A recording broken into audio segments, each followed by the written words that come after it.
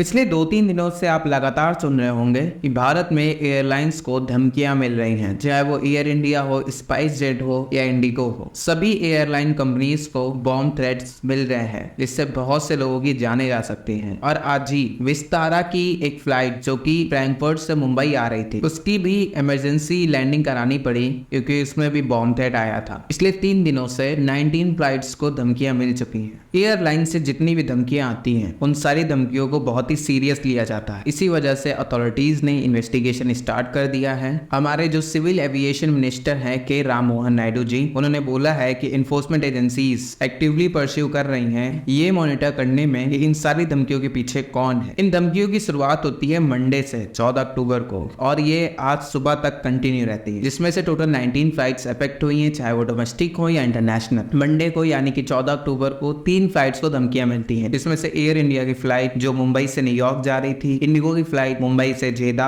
मुंबई तो मस्कट, इन फ्लाइट्स को पहले दिन धमकियां मिलती हैं। उसके बाद ट्यूसडे को 7 और फ्लाइट्स को धमकियां आई हैं, जिनके नाम आपकी स्क्रीन पे है। ट्यूसडे को जो धमकियां आई थी वो एक सिंगल अकाउंट से आई थी और इस अकाउंट को अभी के लिए सस्पेंड कर दिया गया है। इस धमकी में एयर इंडिया को टैग किया गया, जयपुर पुलिस को टैग किया गया और जयपुर रूरल पुलिस को टैग किया गया था। इसमें ये लिखा है कि मैंने बॉम्ब्स लगा दिए हैं फ्लाइट 1X765 और बॉम्ब फटने वाला है, जिससे कि खून ही खून होगा सब जगह। हरी अप एंड इवैक्यूएट, आपके पास समय बहुत कम है। इसके अलावा एक और यूजर ने ये लिखा जो कि स्पाइस जेट कंपनी के लिए थी, इसमें लिखा था they are exclusive on board flight SCJ116, जिसमें भी ये सेम धमकी थी कि बॉम्ब ब्लास्ट हो जाएगा और सब मर जाओगे और जल्द से जल्द फ्लाइट को उतार दीजिए। और कल वेंसडे को 7 और फ्लाइट्स को धमकियां मिलती हैं और जो आज फ्लाइट थी मुंबई बाउंड विस्तारा फ्लाइट, जिसमें 147 पर्सन थे जो कि फ्रैंकफर्ट से मुंबई आ रही थी। इसके बाद भी इसकी लैंडिंग मुंबई में हुई और जैसे इसकी लैंडिंग होती है इसको आइसोलेशन बे पे ले जाया जाता है मैंडेटरी सिक्योरिटी चेक्स के लिए। इन सारी धमकियों से एक साइकोलॉजिकल डैमेज तो होता ही होता है और इससे इकोनॉमिक लॉसेस भी बहुत होते हैं। और जब भी ये थ्रेट्स डिटेक्ट किए जाते हैं तो सारा चेन ऑफ इवेंट्स डिस्टर्ब हो जाता है। मान लीजिए कोई धमकी आई तो सबसे पहले फ्लाइट क्रू पायलट को इन्फॉर्म करेंगे, उसके बाद पायलट ATC